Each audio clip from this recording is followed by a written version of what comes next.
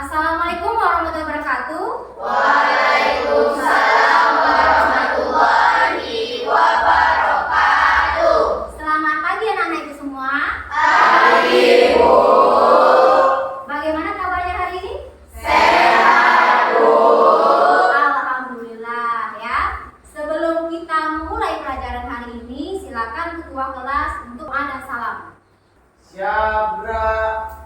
Sebelum belajar, marilah kita berdoa menurut agama dan kepercayaan masing-masing. Berdoa dimulai. Doa selesai. Ucapkan salam. Assalamualaikum warahmatullahi wabarakatuh. Waalaikumsalam warahmatullahi wabarakatuh. Selamat pagi anak-anak Ibu. Pagi, Bu. Ya. Yang hadir hari ini Hadir semua. hadir semua, alhamdulillah ya.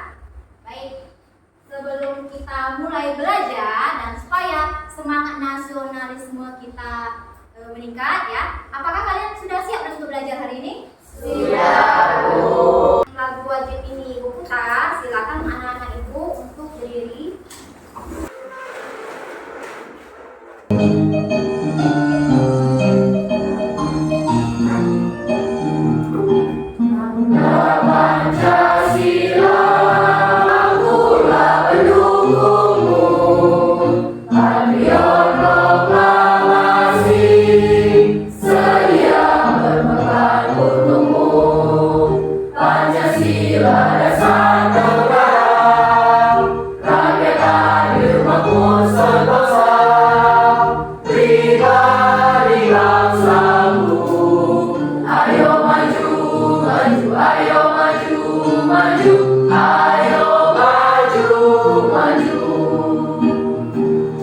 Kalian semua duduk kembali. Anak-anak Ibu, apakah semangat belajar hari ini? Oke, biar lebih semangat, bagaimana kalau kita ice breaking dulu? Oke, sip. Ibu ada dua ice breaking. Ketika Ibu mengucapkan semangat pagi, kalian bilang pagi, pagi, pagi, luar biasa. Dan ketika Bu Fitri menyebutkan ekonomi, kalian menjawab mudah, mudah, mudah, yes. Bisa anak-anak Ibu semua? Bisa, Bu. Semangat pagi! Pagi, pagi, pagi, luar biasa. Ekonomi! Mudah, mudah, mudah, yes. Oke, beri tepuk tangan untuk kami. Belajar kita juga tertib hari ini. Ibu akan menayangkan kembali kesepakatan kelas yang sudah kita sepakati di awal pelajaran ya. Ada 5 kesepakatan kelas. Kesepakatan hari ini juga punya keyakinan ini. Sepakat, bagus sekali ya. Dan hari ini kita akan masuk materi bab yang baru. Ya, bab yang baru. Tetapi sebelum kita masuki materi bab yang baru, kira-kira masih ingat kan materi di pertemuan sebelumnya? Masih, Bu. Bagus. Siapa yang bisa menjelaskan kembali materi kita minggu lalu? Oke, silakan Kristo untuk berdiri. Jadi masalah pokok ekonomi itu ada dua, Bu. Ya. Yang pertama masalah pokok ekonomi klasik yang terdiri dari konsumsi, produksi dan distribusi. Ya. Sementara masalah pokok ekonomi modern yaitu what, how, dan for. Oke, bagaimana yang lain? Setuju? Setuju. Oke, masih ingat ya? Masih. Oke, sip. Dua tujuan pembelajaran yang akan kita lakukan hari ini ya. Yang pertama, peserta didik memahami pengertian, faktor, dan fungsi permintaan pada konsep keseimbangan pasar ya. Lalu tujuan pelajaran kita yang kedua yaitu peserta didik memahami pengertian, faktor, dan fungsi penawaran pada konsep keseimbangan pasar ya. Karena materi kita pada minggu ini itu subbabnya keseimbangan pasar ya, atau keseimbangan harga. Namun untuk asesmen awal, Ibu akan memberikan dua pertanyaan ya. Pertanyaan awal ini bisa mengukur kemampuan kalian sebelum kita memasuki bab yang baru. Pertanyaan pertama, pernahkah kalian melihat penjual dan pembeli berinvestasi di kantin dan di pasar? Jika pernah, apa sih yang mereka lakukan? Siapa kira-kira yang bisa? Saya, Bu. Oke, silakan Arya. Nah, Bu. Pernah. Yang mereka lakukan itu berinteraksi menjual dan membeli barang dan jasa. Oke, bagus sekali Arya. Kasih tepuk tangan buat Arya. Yang kedua, mengapa seseorang melakukan pembelian dan juga penjualan? Siapa yang kira-kira bisa? Oke, baik, silakan Sophie untuk berdiri. Hal itu disebabkan oleh adanya permintaan suatu barang yang dilakukan oleh sang pembeli dengan tujuan untuk memenuhi kebutuhan. Dan yang kedua adalah adanya penawaran suatu barang yang dilakukan oleh sang penjual dengan tujuan memperoleh suatu keuntungan. Oke, bagus sekali Sophie. Yang lain ada yang kedua? Oke, bagus sekali. Silakan Rana untuk berdiri. Baik, Bu, untuk dari faktor ataupun penyebab dari seseorang mau membeli dan berjualan, itu yang pertama adanya ingin memenuhi kebutuhan baik dari pihak pembeli maupun dari pihak si penjual, dan juga adanya ingin memuaskan keinginan. Oke, bagus sekali. Dari pertanyaan pemantik ini bisa kita kaitkan juga dengan pelajaran kita hari ini ya, di mana pembeli dan penjual itu ada di dekat kita. Kita sendiri sebagai pembeli atau penjual? Ya, untuk hari ini kita tetap semangat dari awal sampai akhir pembelajaran. Ya, nah, karena apa? Karena materi ini sangat berguna bagi kita. Ya, lalu ketika kita bisa mengetahui materi ini, kita bisa menjadi konsumen yang baik. Di mana kita sebagai konsumen bisa menentukan harga loh. Percaya atau tidak? Ibu akan menyampaikan beberapa rencana pembelajaran kita hari ini ya. Yang pertama, Ibu akan menjelaskan PowerPoint dan video ya. Lalu kalian boleh bertanya jika tidak paham. Setelah itu Ibu akan memberikan lembar kerja siswa untuk kalian kelompok mengerjakan. Ya, setelah LKPD dikerjakan, kamu akan presentasi ke depan. Ya, ketika sudah presentasi, Ibu akan menguji kembali kemampuan kalian dengan bermain kahut. Mau nggak kira-kira? Mau. Tepuk tangan untuk kita hari ini.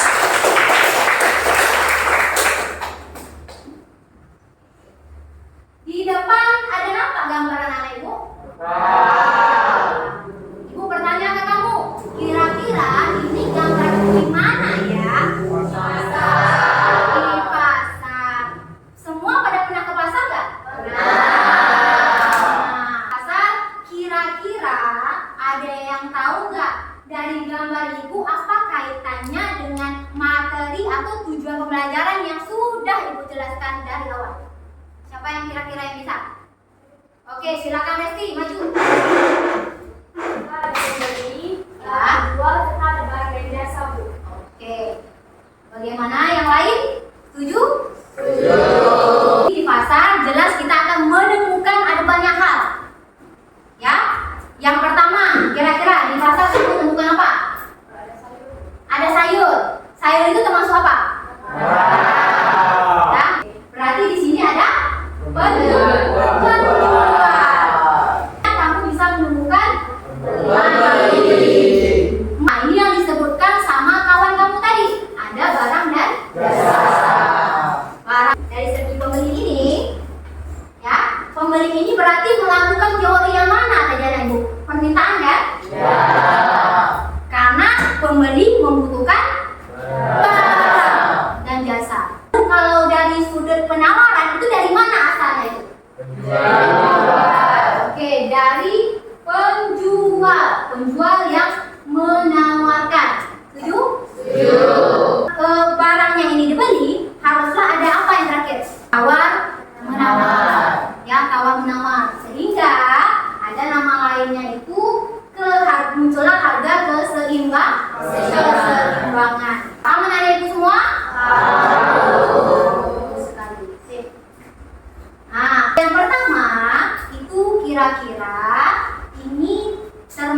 permintaan atau penawaran anak-anak ibu? Oke, yang pertama penawaran ya.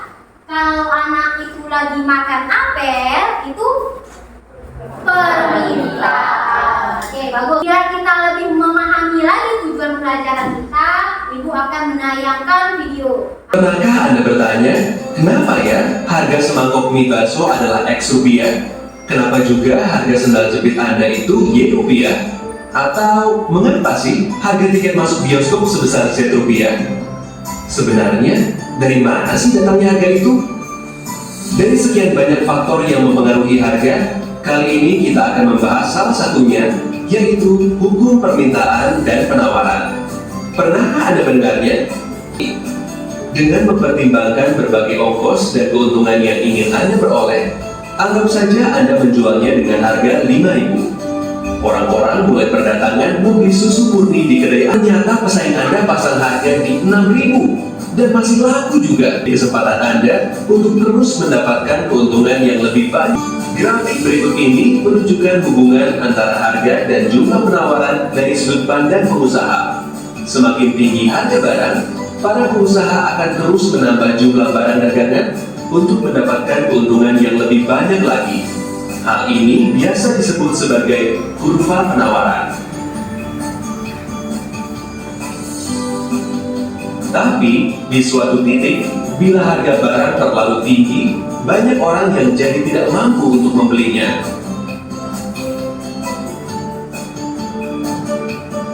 Dan dengan banyaknya jumlah persediaan barang yang ada, Anda malah jadi kelebihan stok.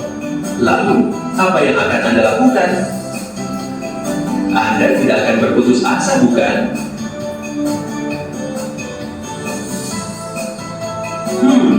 Sepertinya menjual dengan harga lebih murah lebih baik daripada tidak ada penjualan sama sekali, bukan?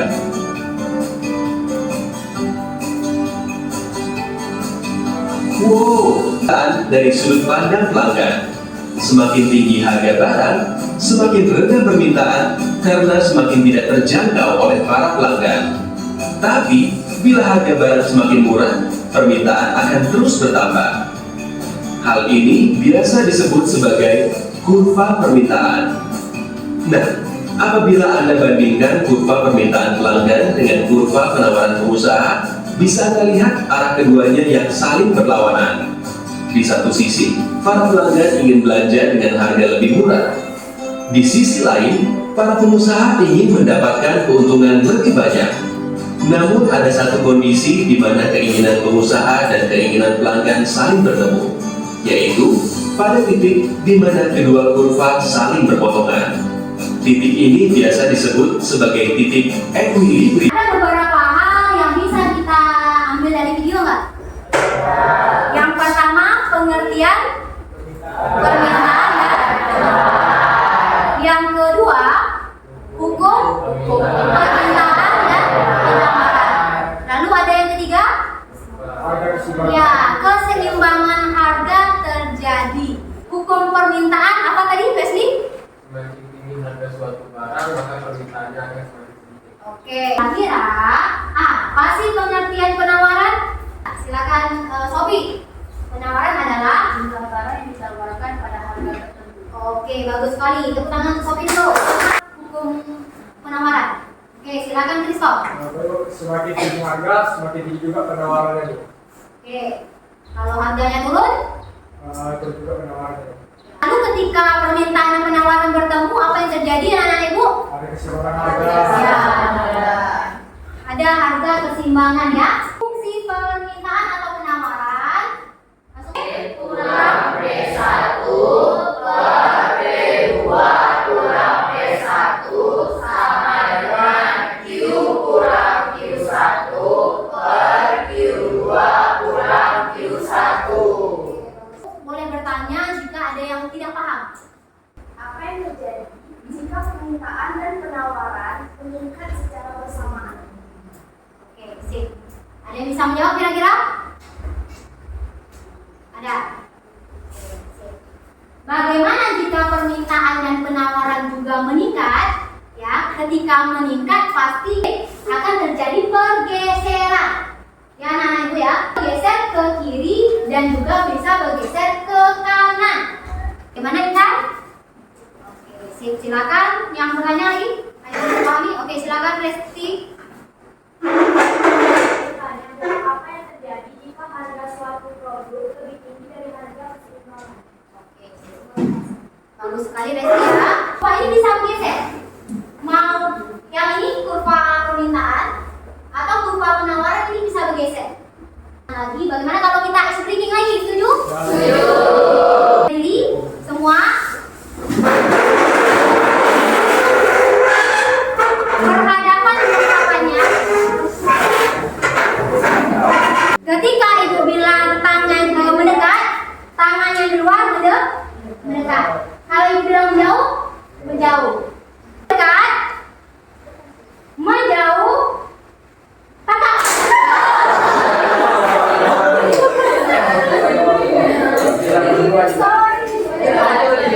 Sekali lagi ya, sekali lagi ya. Menjauh, jauh, dekat, jauh, dekat, patah.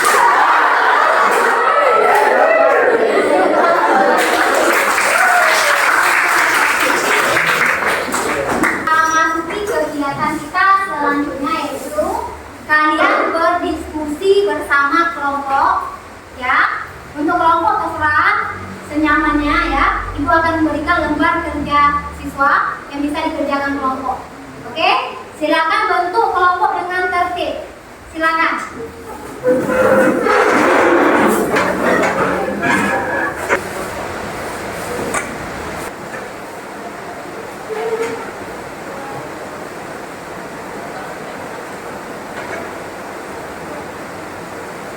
Waktunya 15 menit. Jawaban muat di dalam kertas LKPD ini ya.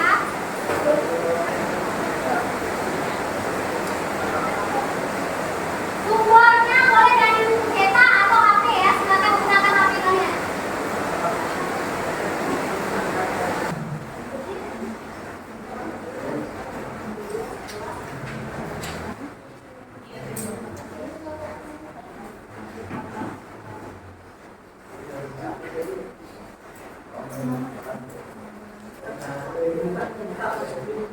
Kelompok 1 sudah selesai anak-anakku ya.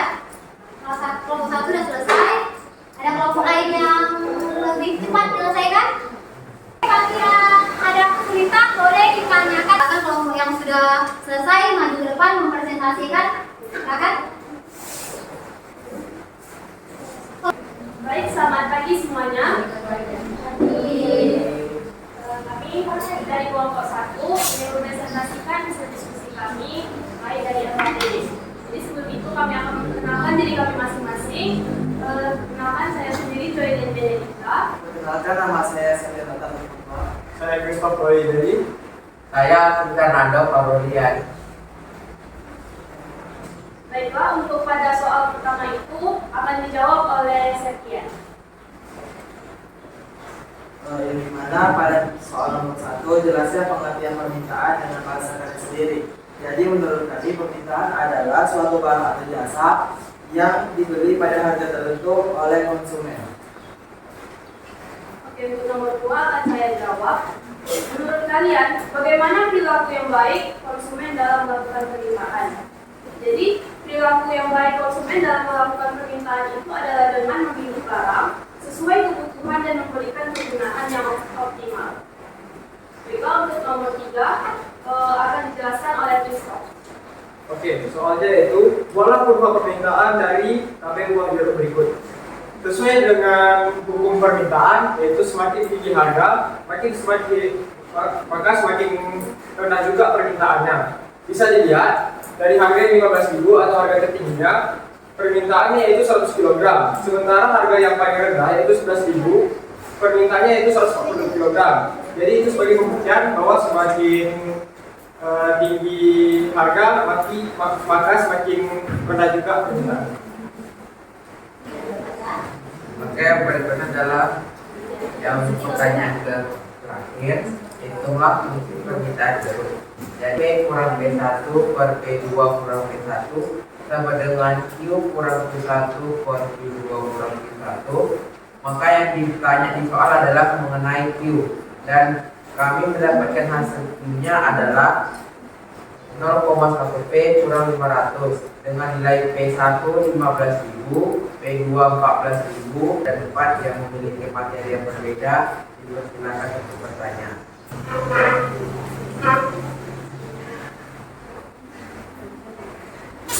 Perkenalkan, saya Iva Suryani dari kelompok 3. Izin bertanya kepada kelompok 3. Mengapa harga barang itu dapat mempengaruhi permintaan tersebut? Oke, bagus. Jumlah harga yang semakin tinggi akan menghasilkan jumlah barang yang lebih rendah bagi pembeli, dan jika harga semakin rendah maka otomatis jumlah barang yang dibeli oleh pembeli bakal meningkat. Itu saja untuk jawaban kami. Apakah Intan sudah puas dengan jawabannya? Lagi dari kelompok yang lain. Gimana anak ibu? Sama tadi hitungannya dengan kelompok ini? Sama ya, berarti benar ya? Nah, ini sip. Jika tidak ada pertanyaan, silakan beri tepuk tangan untuk teman-teman. Satu kelompok lagi yang LKPD-nya berbeda, silakan maju ke depan. Kelompok ini, ya silakan. Assalamualaikum warahmatullahi wabarakatuh. Waalaikumsalam warahmatullahi wabarakatuh. Perkenalkan, kami dari kelompok 4 ingin berpresentasi hasil diskusi kami. Perkenalkan, saya Rahma Aris Kanma. Kenalkan, nama saya Afif Alfa Akroba. Perkenalkan, nama saya Sofia Zura Sasandra. Saya Julia Budi. Saya Rizka Iwa. Oke, jawaban nomor 1 akan dijelaskan oleh Kak Taufik. Jadi, pengertian penawaran menurut kelompok kami adalah hal yang dilakukan oleh penjual berupa penawaran atas barang atau jasa dan dipengaruhi oleh faktor-faktor tertentu, di mana salah satunya adalah faktor untuk mencari keuntungan.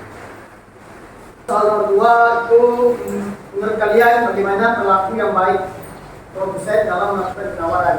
Jadi jawaban kami adalah perilaku yang baik dalam melakukan penawaran adalah dengan menjaga hubungan baik dengan konsumen, yaitu dengan tidak merugikan konsumen, kemudian pelayanan terbaik, dan bertanggung jawab atas produk. Sekian jawaban. Lalu jumlah jeruk yang ditawarkan pada Q1-nya adalah 200 dan Q2 150. Maka hasil dari Q-nya adalah 0,24 P ditambah 140. Apakah kelompok lain ada yang ingin bertanya? Selamat pagi. Saya Afif dari perwakilan kelompok 2 ingin bertanya kepada kelompok ini.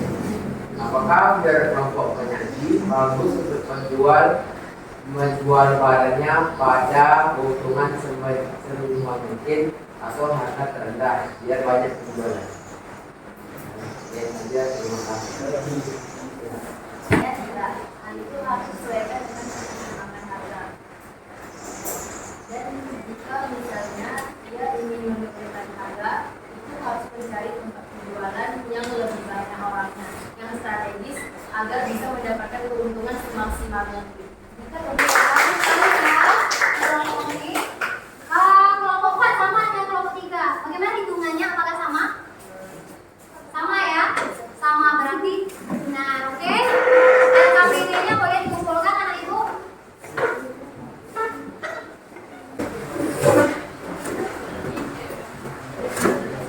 Pertanyaan nih ya, beberapa pertanyaan. Yang pertama itu mengapa harga bisa menentukan ya?